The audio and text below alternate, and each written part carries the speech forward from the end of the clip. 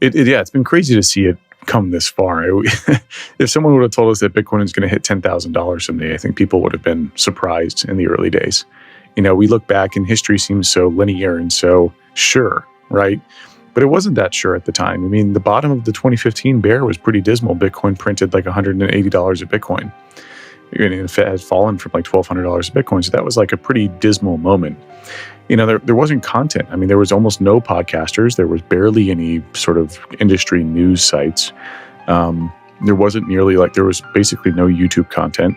So it was really hard to feel like you were still believing in this trade. So to see it come all the way here where you got institutions going, oh yeah, Bitcoin is definitely gold 2.0, it feels weird. It feels like it doesn't feel real because we've been saying this for such a long time. And the fact that it's actually happening is kind of this weird moment of oh shit, I was right. Yeah, money is a belief system. Gold, dollars, Bitcoin, it's all the same thing. It's all a belief system. Now, Bitcoin has superior traits as a money, which gives it objectively good, it's objectively a better type of money. And we can, I don't want to get into those, but, Bitcoin has objectively better traits, but it doesn't matter if it has objectively better traits if no one believes that it does. And so that doesn't happen in a binary moment when people all wake up and go, oh, I see why Bitcoin's valuable. It happens in ebbs and flows. And I kind of think about it too from a marketing perspective. There's something in marketing called last touch attribution and multitouch. So last touch is okay, you saw a Facebook ad, and that ad is the ad that we can attribute you becoming a customer of ours because you clicked on the button, I want to sign up, and came over. But in reality, what happened was you began your journey to become a Kraken customer far before that. You probably saw a Google search ad, and you probably saw a blog post of ours, and all these other touch points. That's multi-touch attribution. Your final convincing to become a customer happened over time. It wasn't this binary moment. And so with Bitcoin, it's probably the same thing, right? They heard about it in 2013, they didn't buy. They heard about it in 17 and they didn't buy. Their friends and one of their friends or family members definitely bought it at some point and told them about it. And it's these multiple touch points where I think we do see this kind of spin into greater and greater adoption at a faster rate because of the multi-touch nature, because people have had repeat exposure. Whereas before, your first exposure, you're no, that seems like a scam, for sure. It seems like a Ponzi scheme, seems like a scam. But after the 50th exposure, you're why isn't this thing going away? I don't understand how it works, but it's not going away. And more people I know are buying it, and more institutions are buying it. And so that's where I think we do see hyper-Bitcoinization isn't a binary moment, but I do think it's an exponential growth moment where Bitcoin's entire existence has been exponential growth. But I think at the end here, the repeat exposure will have saturated people's consciousness so much to where there'll be very big catalyst moments where there might be a big level step up in Bitcoin adoption. And we usually see this happen in the bull runs, but maybe we see this happen at different catalyst moments of trust where people have lost trust in their government. I think COVID was an example of what that might look like, but there might be others in the future where there's a really big breach of trust by a government or a bank, and people go look at Bitcoin and they're you know what? I've heard about this thing for the last 10 years. This seems like a good solution. So I think that people's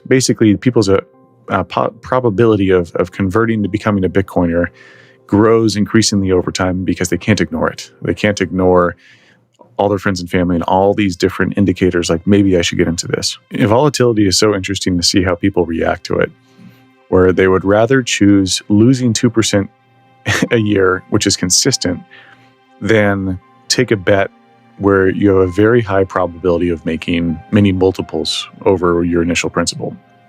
Just because the volatility scares people away. And that's where I think Bitcoin's kind of the perfect instrument of risk reward, where Bitcoin rewarded the early believers because you got in before others. And that's not a Ponzi scheme. That's not a scam. It means we had the guts to do it. And we were the ones who deserved it the most. Everyone else heard about it and they were too scared by it.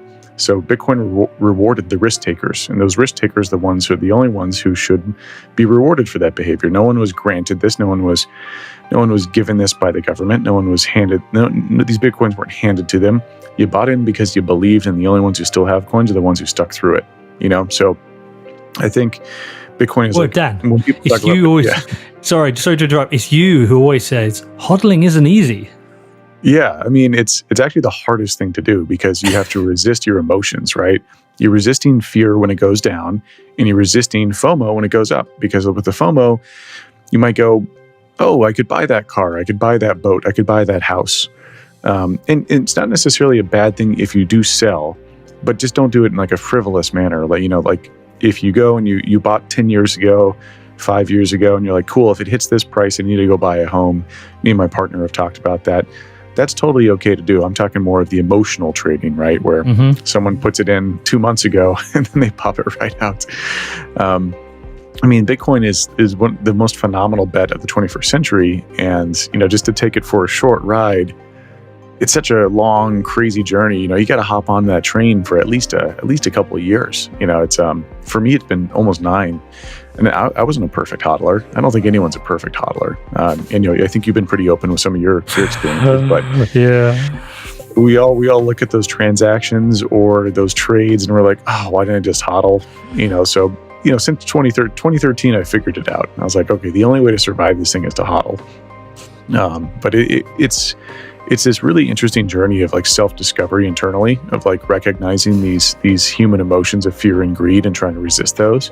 It's going down the rabbit hole and discovering things about energy and energy FUD and how energy FUD is tied with environmental concerns. And it goes really deep down these different, and then government and governance. So people who can govern me, why can they govern me, and why are they able to dictate other aspects of my life, like what I can do with my body? And so it's just the hodler's journey is kind of this like hero's journey. And I forget there's an author who wrote this, and I forget his name off the top of my head, but he had a really good piece on Bitcoin being the hero's journey, where you go through this sort of phased life of becoming a hodler. That goes through like pits of despair and realization and awakening. And the price is a huge component of that, right? I think everyone going through a bull bear run, like I give people, if you've gone through a bull and bear market, I think you're an OG. I think that gives you the title of OG because,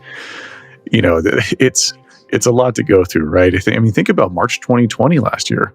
Dude. Bitcoin went 3,400, right? It was either 34 or 38, I forget, but that was intense. I think everyone remembers that. It was like a 40% plunge in one day. Yep.